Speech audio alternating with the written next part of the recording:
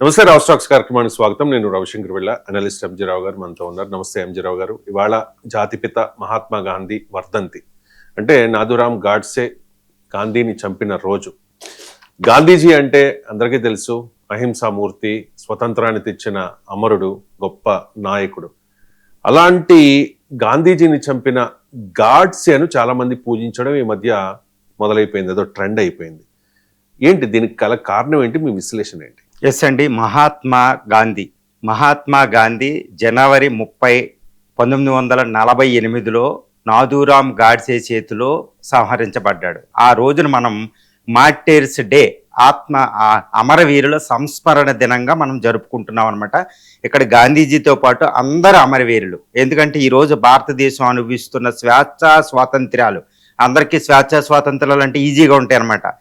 భారతదేశం అనుభవిస్తున్న స్వాతంత్రాలు అంటే ఏంటో చెప్పాలి అంటే, ఎవరికైనా అనుభవం రాకపోతే వాళ్ళని తీసుకెళ్ళి ఏ కాబుల్లోనో, ఆ డెమస్కస్లోనో, ఏ పాకిస్తాన్లోనో, ఆఫ్ఘనిస్తాన్లో ఒక రోజు నైట్ ఉంటే వాళ్ళకి స్వాతంత్రాలు ఎటువంటివో తెలుస్తాయి అనమాట. అటువంటి గొప్ప స్వాతంత్రాలని భారత రాజ్యాంగం కింద మనం అనుభవిస్తున్నామంటే, అలాంటి అమరవీరుల సాక్రిఫైస్, వాళ్ళ సంకల్పం అంతతో వాళ్ళు ప్రాణాలను అలా తర్పణంగా వదిలేశారన్నమాట. అలాంటి వాళ్ళల్లో ముందు వరుసలో ఉండేదే మహాత్మా గాంధీ. ఇక్కడ మహాత్మా గాంధీ అంటే ఒక తరానికి, ఒక కాలానికి చెందిన వ్యక్తి కాదు. Is a transcendental to the times అండి. That is what the power of Mahatma Gandhi. అది ఎందుకు చెప్తున్నానంటే, ఈరోజు మహాత్మా గాంధీ అంటే is a symbol of non violence, apostle of non violence. గుర్తుపెట్టుకోవాలి, అపోస్టిల్ ఆఫ్ నాన్ వైలెన్స్ అంటారు. అహింసా మూర్తి. Martin Luther King, united states of అమెరికాలో మార్టిన్ లూథర్ కింగ్ నీగ్రోలకి అధికారాలకు ఇచ్చింది. తర్వాత యాసర్ అరాఫత్ పాలస్తీనా ప్రాంతంలో ఆయనకు నోబెల్ వచ్చింది. తర్వాత గుర్తుపెట్టుకోవాలి, తర్వాత నెల్సన్ మండేలా, ఆంగ్ సాన్ సూకీ మయన్మార్లో. చూడండి, దలైలామా 7 నోబెల్ పీస్ ప్రైజ్లు ఈరోజు గాంధీ ఫాలోవర్స్కి వచ్చాయి. ఈయన 7 ఖండాల్లో దేవుడు. గుర్తుపెట్టుకోవాలి, ఇప్పుడున్న అతిపెద్ద మతాలు ఏవి కూడా 7 ఖండాల్లో ఉండవు, కానీ గాంధీ అనుయాయులు 7 ఖండాల్లో ఉంటారు. 80 దేశాల్లో ఆయన స్టాట్యూస్ ఉంటాయండి, విగ్రహాలు ఉంటాయి.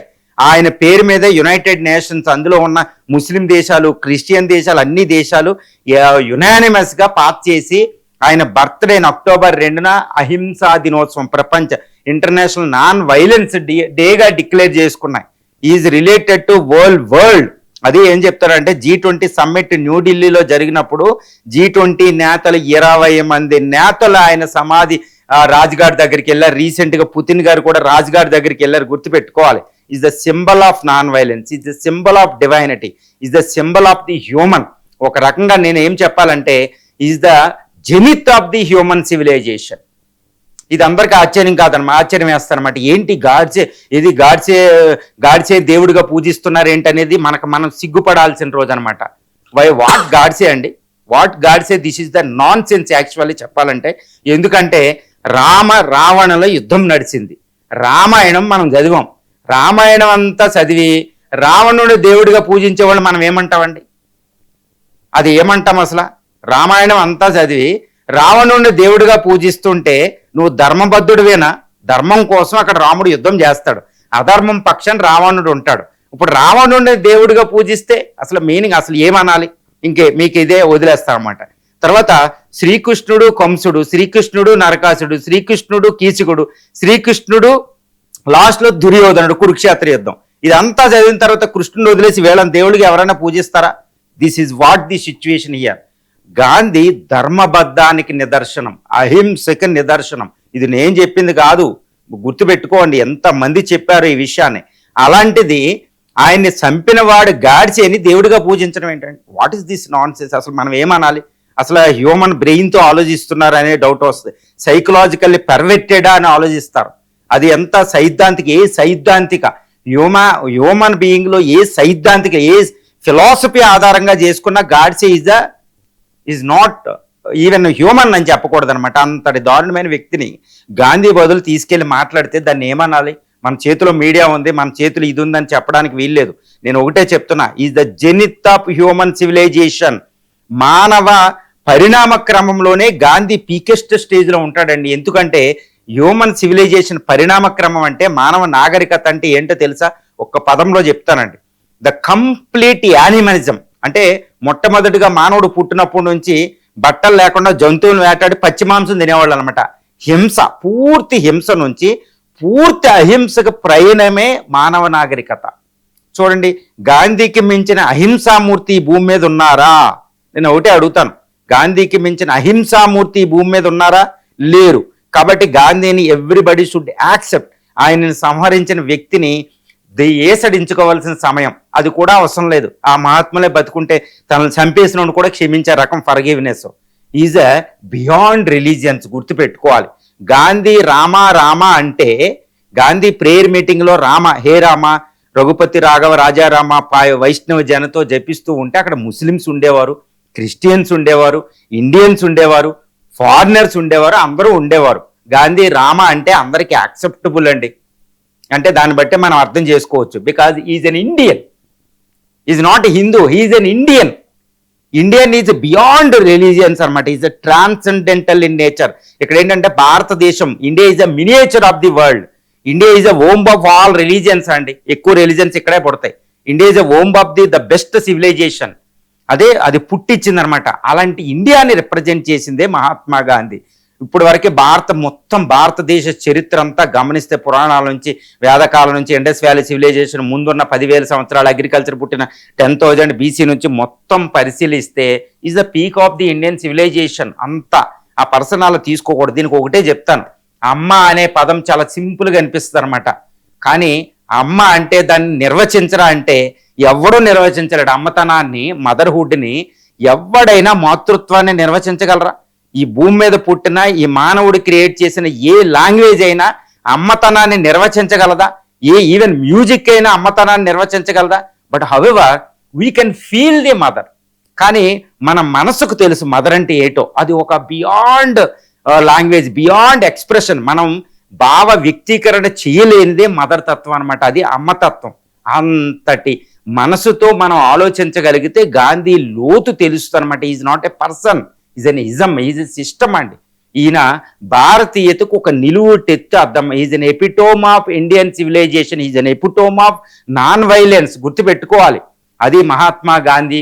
1948 జనవరి 30 రోజున మహాత్మా గాంధీ ఇలా మరణించాడని తెలియగానే 200 దేశాలు భారతదేశానికి ట్రిబ్యూట్ పంపించిన ఆ రోజు ఒక మిరాకిల్ జరిగిందనమాట భూమి మీద. ఎందుకంటే 200 దేశాలు తన పతాకాలు అవనతనం చేస్తాయి, యునైటెడ్ నేషన్స్ అవనతనం చేస్తుంది. ఒక పర్సన్ అంటారన్నమాట, is greatest achievement still to come అంటారు. అదే ఫ్రెంచ్ మాజీ ప్రధాని, అప్పుడు ప్రధాని ఒకటి అంటారు. ఆయన ఏమంటారంటే, ఫ్రెంచ్ ప్రధాని, ఆ మాటలు చూడండి ఎలా ఉంటాయో. ఫ్రెంచ్ ప్రధాని అన్న మాటలు ఇలా ఉంటాయి అనమాట. నేను ఎప్పుడూ భారతదేశం మీద కాలు మోపలేదు, గాంధీని నేను ప్రత్యక్షంగా చూడలేదు, అసలు భారతదేశం అంటేనే నాకు అంతగా తెలియదు. కానీ ఈరోజు గాంధీ మరణించాడు అని నాకు తెలియగానే ఏదో నా ఇంటిలో ఒకళ్ళు చనిపోయినట్టు ఫీల్ అవుతున్నాను. Is such a greatest man, నేను చెప్పకుండా ఉండలేను అనుకుంటూ ఆయన మాట్లాడతాడండి. ఆయన ఏమంటాడంటే ఈజ్ ఎ హ్యూమిలియేషన్, అంటే హ్యూమిలిటీ, నాన్ వైలెన్స్. అంత గొప్ప పర్సన్ చనిపోయారండి. ద గ్రేట్ మార్షల్ అంటారన్నమాట. ఆయన ఏమంటారంటే is the spokes person of the human consciousness అంటారు. కాన్సైన్స్ అంటే అంతరాత్మక మాటలు ఇవ్వగలిగే వ్యక్తి అంట అతను. Is achievement still to come. ఆయన ఇంకా రావాలి. ఈరోజు ప్రపంచంలో ఆయన యొక్క సిగ్నిఫికెన్స్ ఉంది. ఈరోజు ట్రంప్, 3వ ప్రపంచ యుద్ధాలు, క్లైమేట్ చేంజ్, డిసీజెస్, డిస్క్రిమినేషన్, ఇంకా క్యాస్టిజం అలా ఉంది. వీటన్నిటికీ ఒక మార్గం అప్పుడేసి వెళ్ళిపోయాడు అనమాట. అది Gandhi, Mahatma Gandhi. Is a transcendental two times, transcendental to areas అనమాట. అలాంటి టైమ్లెస్ పర్సన్ను మనం పూజించాల్సిన సమయం, అది కూడా భారతదేశంలో. ఒక ఆయన అంటాడంట, ఇలాంటి గాంధీ లాంటి వ్యక్తి భారతదేశంలోనే పుడతాడంట. ఎందుకంటే ఇండియన్ సివిలైజేషన్ వెనకాల ఉంది కదా. అందుకే నేను ఒక మాట చెప్తానమాట. ఒక బ్రిటిష్ జర్నలిస్ట్ వచ్చి గాంధీని ఇంటర్వ్యూ చేస్తారు. నన్ను అడగొచ్చు, ఎంజీ రావు గారు మీరు ఎంత డెప్త్కి వెళ్ళిపోతున్నారంటే, నేను చదివానండి, గాంధీ బుక్స్ అన్ని చదివాను, అంబేద్కర్ బుక్స్ చదివాను, ఇండియన్ కల్చర్ చదివాను, రామాయణ మహాభారతాలు చదివాను. ఇవన్నీ చదివిన తర్వాత గాంధీ సిగ్నిఫికెన్స్ అర్థం అవుతుంది. ఏదో నేరోగా చూస్తే అర్థం కాదు మనకి, అర్థమైందా? ఈ నాథూరామ్ గాడ్సే చరిత్రనే చదివాను, ఎక్కడి నుంచి వచ్చారో దారుణంగా ఉంటాడు. ఆయన మాట్లాడిన మాటలు మనం ఏదో ఆయనకి స్టాచ్యూలు పెట్టడం ఏంటండి? రాముడిని వదిలేసి రావణుడికి విగ్రహం కట్టి రాముడి ప్లేస్లో పెడితే ఎలా ఉంటుందో అలా ఉంటుంది అనమాట. అంత దారుణమైన పరిస్థితి ఈరోజు జరుగుతుంది. ఐడియాలజీస్ మర్చిపోవాలి. Is beyond ideologies. Is a creator of ideologies, is a symbol of Indian civilisation. నేను చెప్తున్నానని కాదు, గాంధీ ఒక మాట అంటాడు అనమాట. ఇది ముగించేమని చెప్తాను. బ్రిటిష్ జర్నలిస్ట్ అడిగింది, మీకు మానవ చరిత్రలోనే అద్భుతమైన ఆయుధాలు ట్రూత్, నాన్ వైలెన్స్, సత్యం, అహింసలనే ఆయుధాలు ఎలా దొరికాయి? దీంతో బ్రిటిష్ని తెగ నరికి పడేశారు మీరు. బ్రిటిష్ని తరిమి కొట్టాడు. సూర్యుని అస్తమించని బ్రిటిష్ సామ్రాజ్యం, అందరికీ అర్థం కాదు. సూర్యుడు అస్తమించని బ్రిటిష్ సామ్రాజ్యం అంటే ప్రపంచంలో 60% భూభాగం వాళ్ళ ఆధీనంలో ఉండేది, ఉత్తర ధ్రువం నుంచి దక్షిణ ధ్రువం. ఏ ప్రాంతానికి వెళ్ళి ఎక్కడో చోట సూర్యుడు ఉండేవాడు అనమాట. అందుకే సూర్యుడు అస్తమించని బ్రిటిష్ సామ్రాజ్యం అంటారు. 60% ఉండేది బ్రిటిష్ క్వీన్ కింద, ఎలిజబెత్ రాణి కింద. అలాంటి సామ్రాజ్యాన్ని లిక్విడేట్ చేస్తాడు. విన్స్టన్ చర్చిల్ మాటల్లో నాశనం చేసి పడతారు గాంధీ. ఎందుకంటే ట్రూత్, నాన్ వైలెన్స్ తో. ఇవి గాంధీ గారు ఇవి మీకు ఎలా వచ్చినాయి అని అడిగిద్ది జర్నలిస్టు. అడిగితే ఆయన చెప్తాడు, ఇది ఎంత సింపుల్ గా చెప్తాడు, నవ్వి ఒకటి అంటాడు అనమాట. ఈ ఆయుధాలు ఏంటి, ఇవి నాయి కాదు, నేనేం క్రియేట్ చేయలేదమ్మా. ఏమంటాడంటే, భారతదేశంలో రాళ్ళు రప్పలు దొరికినట్టు అహింస, నాన్ వైలెన్స్ దొరుకుతాయి. సత్య హరిశ్చంద్రుడి కథలో, శ్రవణుడు కథలో ఇవన్నీ మామూలుగా ఉంటాయి. కాకపోతే నేను వాటిని గట్టిగా పట్టుకున్నాను అంతే. మా అమ్మ వల్ల వేట్ల వల్ల గట్టిగా పట్టుకున్నాను, వదిలేశాను అంతే. ఆయన మాట్లాడేది ఇది ఎవరైనా పట్టుకోవచ్చు అంటాడు. ఆ తర్వాత మార్టిన్ లూథర్ కింగ్ పట్టుకున్నాడు అండి అక్కడ అమెరికాలో. నెల్సన్ మండేలా పట్టుకున్నాడు సౌత్ ఆఫ్రికాలో, ఆఫ్రికా కాంటినెంట్లో. ఉత్తర అమెరికాలో Martin Luther king. Desmond Titu Latin అమెరికాలో, Acer Arafat ఏషియాలో Islamic world, ఆంగ్ San Suu Kyi Buddhist వరల్డ్లో పట్టుకుంది. చూసుకోండి ఎన్ని ఉంటాయో. ఇది 7 ఖండాలకి, అంటే మానవుడికి ఆదర్శం మహాత్మా గాంధీ. అలాంటి ఆయనకేనే మనం స్మరించుకోవాల్సిన రోజు ఈ జనవరి 30. ఇది భారతదేశ సంస్కృతిని, భారతదేశ కీర్తిని ఎనలేని శిఖరాలకి, హిమాచల శిఖరాలకి తీసుకెళ్లిన రోజు అని చెప్పాలి. కాకపోతే గాంధీ ఎలా చనిపోయాడు అంటే అనకండి. అందరు మహాత్ములు ఎలా చనిపోయారు అనేది ఇంపార్టెంట్ కాదు, వాళ్ళు చనిపోయిన వాళ్ళ ఇంప్రింట్ ఎలా ఉందనేది ఇంపార్టెంట్. రాముడు ఎలా చనిపోయాడు, జీసస్ ఎలా చనిపోయారు, అల్లా ఎలా చనిపోయారు, బుద్ధుడు విషంతోనే చనిపోయాడు, ఇలాంటివి మనకి చెప్పకూడదు.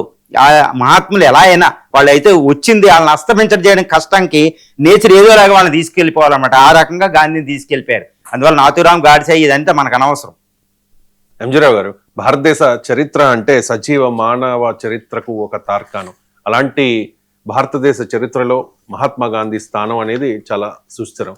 సో భారతదేశ చరిత్రలో గాంధీజీ స్థానం ఏంటి?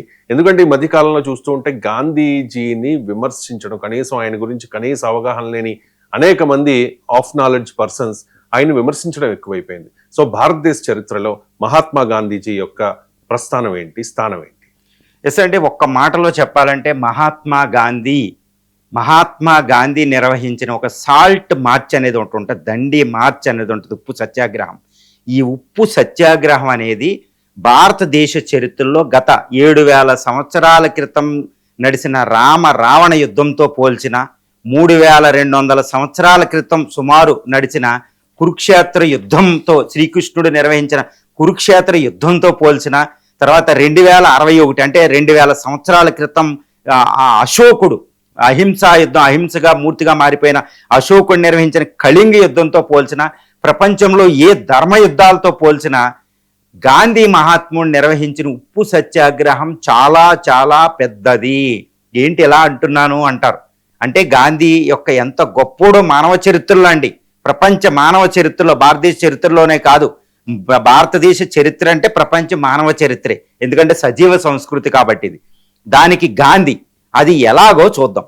ఇది నేను చెప్పే మాటలు వెబ్ మిల్లర్, అమెరికన్ జర్నలిస్టు, 1930 మే 21వ తారీఖున ఆయన దర్శన అనే గుజరాత్లో దర్శన అనే ఒక విలేజ్ లో ఉంటాడనమాట. వెబ్ మిల్లర్ ఆయన మాటల్లో చెప్దాం ఎంతటి గొప్పదో.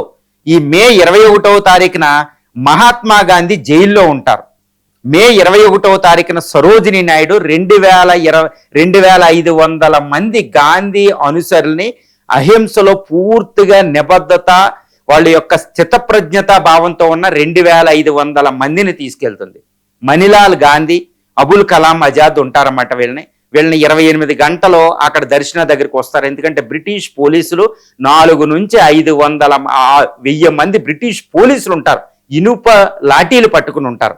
ఇది వెబ్ మిల్లర్ మాటలో. ఈ వెబ్ మిల్లర్ అమెరికన్ ప్రెస్ కి ప్రపంచంలో 1350 పత్రికల్లో పబ్లిష్ అయిన స్టోరీయే ఇప్పుడు నేను చెప్తున్నా.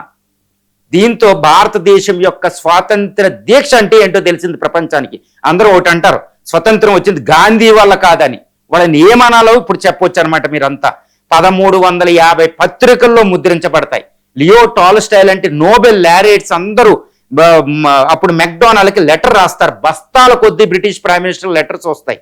అందులో Rabindranath Tagore, Leo Tolstoy, Americans అందరూ ఉంటారన్నమాట. గుర్తుపెట్టుకోవాలి.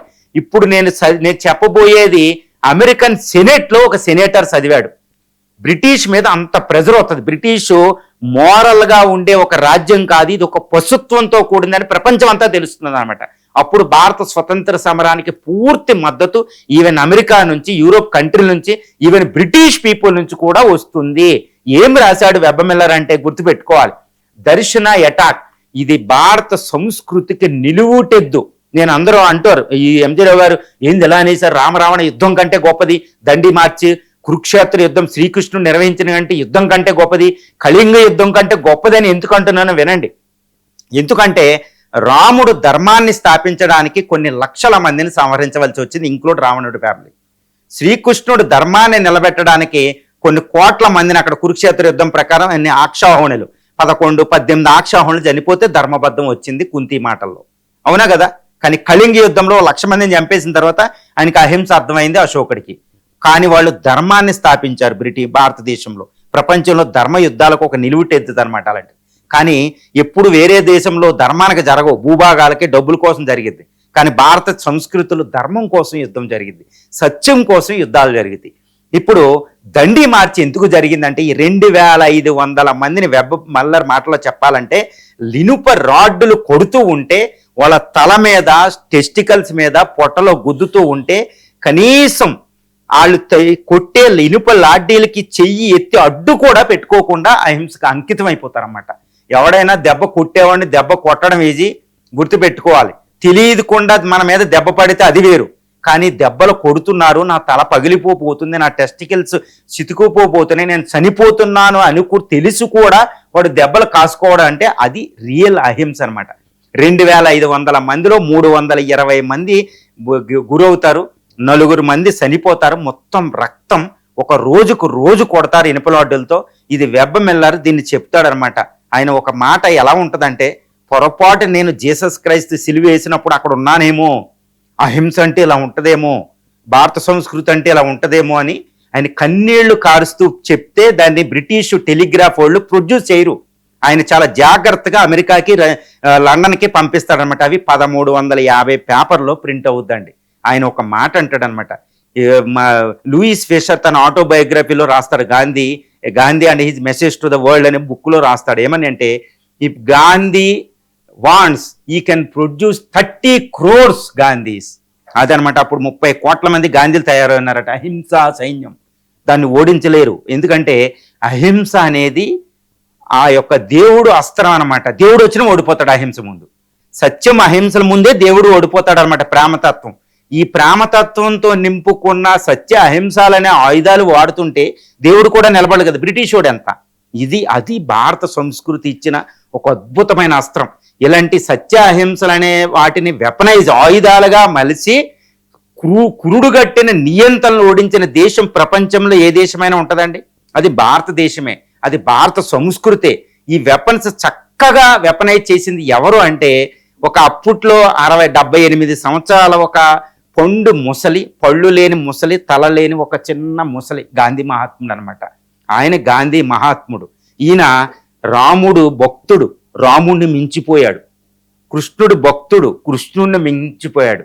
ఈయన భారతీయుడు అండి. ఇలాంటి సంస్కృతి అనమాట. అది దండి మార్చి.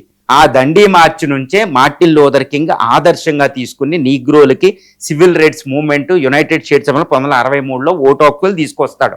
తర్వాత నెల్సన్ మండేలా 24 సంవత్సరాలు 28 సంవత్సరాలు జైల్లో ఉండి ఓపిక, పేషెన్స్ అంటే ఏంటి తెలిసి సౌత్ ఆఫ్రికాకి ఫస్ట్ బ్లాక్ ప్రెసిడెంట్ అయిన తర్వాత రాజ్ఘాట్ దగ్గరకు వచ్చి ఎల్లకెలా మొక్కి చెప్తాడనమాట, గాంధీ శిష్యుడు నేనని. యాసర్ అరాఫత్ ముస్లిం అయిన కత్తిని పక్కన పెట్టి ఆలివ్ బ్రాంచ్ తీసుకొచ్చి గాంధీ శిష్యుడిని అని చెప్తాడు. తర్వాత దలాయి లామా నేను గాంధీ శిష్యుడిని అని చెప్తాడు. ఒబామా నేను గాంధీ శిష్యుడిని అని చెప్తాడు. ఆంగ్ సాన్ సూకి నేను గాంధీ శిష్యుడు, ఇప్పటికీ జైల్లోనే ఉంది ఆవిడ. గుర్తుపెట్టుకోవాలి, అహింస కోసం పోరాడుతూ. వీళ్ళు ప్రపంచంలో 7 ఖండాలు ఆల్మోస్ట్ డెస్మండ్ టిటో ఇంకా వచ్చి మొక్కుతారు. ఇంకా వీళ్ళందరూ నోబెల్ పీస్ ప్రైజ్ వచ్చిన వాళ్ళు చెప్తున్నాను నేను. ఇది గాంధీ భారత సంస్కృతి జ్యోతి విశ్వగురు. అంటే గాంధీ ఎంతటి సంస్కృతిని ఎలా తీసుకెళ్లాడో చెప్పవచ్చు అనమాట. ఇంకా గాంధీకి చెప్పాలంటే భారతదేశంలో రాముణ్ణి తయారు చేసిన విశ్వామిత్రుడు, వాల్మీకి, శరభాంగుడు, అగస్త్యుడు ఇలాంటి గురువులు ఉంటారన్నమాట. వీళ్ళందరూ ఆశ్రమంలో అహింసను చక్కగా చేసి రాముడి రూపంలో మన ముందు పెడతారు. గుర్తుపెట్టుకోవాలి, ఆశ్రమం నుంచే పుట్టిన ఇవన్నీ తప్పేం కాదు. తర్వాత సీతను తీసుకొస్తారు అక్కడ, గరిహి, తర్వాత ఎంతో మంది గురువులు అక్కడ. సీత వెనకాల ఇంకో 5 గురువులు ఉంటారండి. వాళ్ళు సీతను తీసుకొస్తే భారతదేశం అద్భుతమైన సంస్కృతి కింద మలుస్తుంది. కానీ ఒకటి గుర్తుపెట్టుకోవాలి, రామాయణం భారత సంస్కృతికి మూలం కాదు, భారత సంస్కృతిని సుసంపన్నం చేసింది ముందు ఉన్నదాన్ని గుర్తుపెట్టుకోవాలి. అలాగే శ్రీకృష్ణుడు కానీ ఒక ఆశ్రమాలు తయారు చేసినాయి. కానీ గాంధీ సబర్మతి ఆశ్రమం ఏం చేసిందో తెలుసా? దదీచి ఆశ్రమం గడ్డ మీద పుట్టిన సబర్మతి ఆశ్రమం, దదీచి వెన్నుపాము ఇచ్చి వజ్రాయుధం తయారు చేయడానికి సాక్రిఫైస్ చేసిన దదీచి ఆశ్రమం మీద వచ్చిన సబర్మతి ఆశ్రమం మొట్టమొదటిగా రాజకీయాల్లో కూడా వచ్చింది. అదే ఈ అహింసని, సత్యాల్ని రాజకీయంలో ప్రవేశపెట్టింది. కేవలం మానవ చరిత్రలో, భారతదేశ చరిత్రలో సత్య అహింసల్ని రాజకీయాల్లో పెట్టిందనమాట. ఇది ఎప్పుడుదో కాదండి, మన తండ్రి ముందు ఒక తరం ముందు అంతే. ఇది నమ్మలేని నిజం. అది ఐన్స్టీన్ అంటారన్నమాట. Such a man walked on this earth with flesh and blood is unbelievable to future generation అంటాడు ఆయన. అంటే రక్త మాంసాలతో ఈ భూమి మీద గాంధీ నడిచాడంటే నమ్మలేమని Einstein, the greatest, one of the greatest scientists on the earth, అది ఆయన అన్నది. చార్లీ చాప్లిన్ లాంటి గొప్పోళ్ళు, మార్టిన్ లూథర్ కింగ్, సరే చూసుకోండి ఎంతమంది, Rabindranath Tagore, the greatest persons accepted it. మనం కొంతమంది యాక్సెప్ట్ చేస్తారా లేదని, this is not the question. నేను ఇందా చెప్పాను, మాతృత్వాన్ని వర్ణించడానికి మానవుడితో no human created language, no expressive element, no communication sufficient suffice enough to describe what is motherhood. మాతృత్వాన్ని వర్ణించలేనట్టు గాంధీ తత్వాన్ని వర్ణించలేమన్నమాట. అది గాంధీ తత్వం, full sacrifice, universal love. God అంటే ఇంకొక భాషలో చెప్పాలంటే యూనివర్సల్ లవ్, ప్రేమతత్వమే గాడ్. ఇది అన్ని మతాల్లో చెప్పింది. ప్రేమతత్వం రూపంలోనే ఈ యూనివర్స్ ఉంటుంది. గ్రహాల మధ్య ఆకర్షణ శక్తి రూపంలో ఒకటి ఉంటుంది, భార్యాభర్తల బంధం, తల్లిదండ్రుల బంధం, జంతువుల మధ్య కూడా ప్రేమతత్వం ఉంటుంది. ఈ ప్రేమతత్వమే గాడు. ఆ ప్రేమతత్వానికి నిలువుటెత్తి నిదర్శనాలు సత్య అహింసలు. వాటిని ఆయుధంగా మలుచుకున్న వాడి కంటే ఇంకెవరైనా గొప్పోళ్ళు ఉంటారా? ధర్మం కోసం యుద్ధం చేసిన వాళ్ళ కంటే ధర్మం కోసం ఆయుధం పట్టకుండా సత్యహింసలు అనే వాటిని ఆయుధాలుగా మలుచుకున్న వాళ్ళు భారత సంస్కృతి ఇంతకంటే మించిన వాళ్ళు ఉంటారంటే అవతార పురుషుల కంటే, దేవుళ్ళ కంటే ఎందుకంటే సత్యహింసలే గాడ్ కదా. అలాంటప్పుడు సత్యహింసను వెపన్స్ గా మార్చుకున్నప్పుడు గాడ్ కూడా వాళ్ళకి నమ్ముతాడు. దాన్ని ఏమంటారంటే భాగవతంలో ఉంటదన్నమాట. యశోద కొడుతుంటే శ్రీకృష్ణుడు ఎందుకు పరిగెట్టాలి, రోలుకు పరిగెట్టించుకుంటాడు. మనం భక్తిపూర్వకంగా చదువుకుంటున్నాం. ఒక ముసలోడి చేతిలో శ్రీకృష్ణుడు దెబ్బలు తింటాడు, ఎందుకంటే భక్తి తత్వం ఉంటుంది. మరి మాతృత్వం ఇంతకంటే గొప్పది. భక్తి తత్వం మాతృత్వంలో మాతృత్వం గొప్పది కదా. అలాంటి మాతృత్వానికి నిలువుటెత్తిన సత్య అహింసలను ఆయుధంగా చేసుకున్న గాంధీ కంటే గొప్పవాళ్ళు ఉంటారా? ఇది అర్థం చేసుకోవాలంటే మీ మనసు అంతర్ముఖులై వినాలి. ఇది మనసుతోనూ మాటలతోనూ చెప్పేది కాదనమాట. ఇది ఇట్స్ అ బియాండ్ అనమాట. అలాంటి గాంధీని భారతదేశం మాత్రమే పుట్టించగలదు. ఇది వెస్టర్న్స్ అన్నమాట అనమాట.